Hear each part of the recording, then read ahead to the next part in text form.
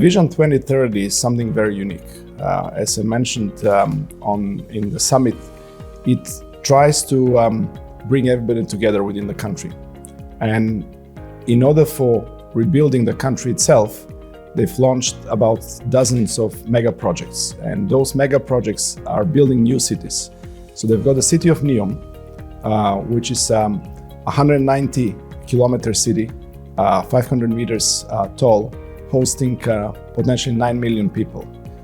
They're doing Qiddiya. Qiddiya is the entertainment city, just outside Riyadh. They're doing the Red Sea Development Project, which is an enormous tourist resort on the Red Sea, as well as other projects which are all on the same scale. So infrastructure is built from scratch. So within all of those cities, you need the construction sector.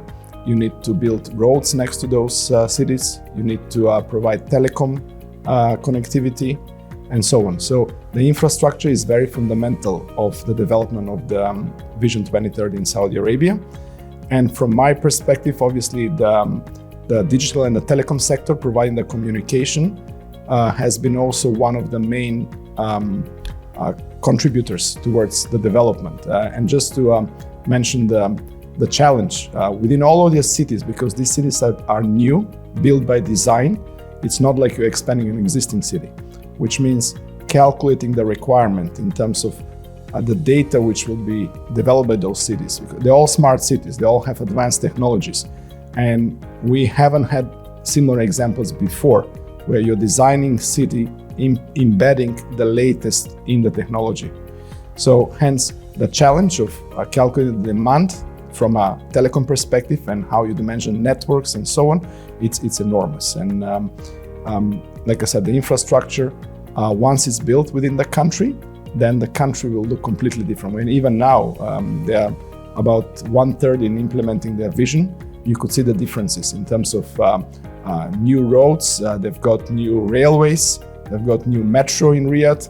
And then, once these new cities will come, the landscape of Saudi Arabia will be completely different to what it was at the beginning of the vision.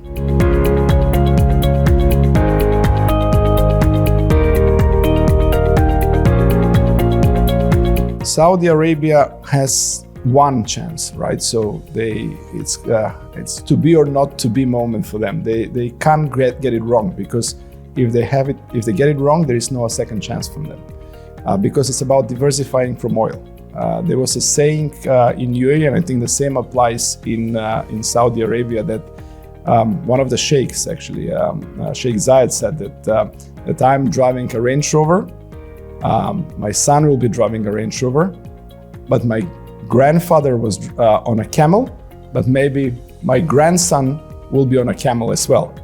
It tells you that there's a short period of time where they've got the wealth of oil, and unless they use that to diversify and build something which is not dependent on the oil reserves, they will not be relevant going forward. So then this one-off opportunity with the vision, they have to change the workforce as well as import a lot of workforce. So they're doing a lot of education and training for their own people. They're importing at the same time the best in the world to give them the required knowledge in order to build those cities, whether those are architects or engineers or ecologists, right?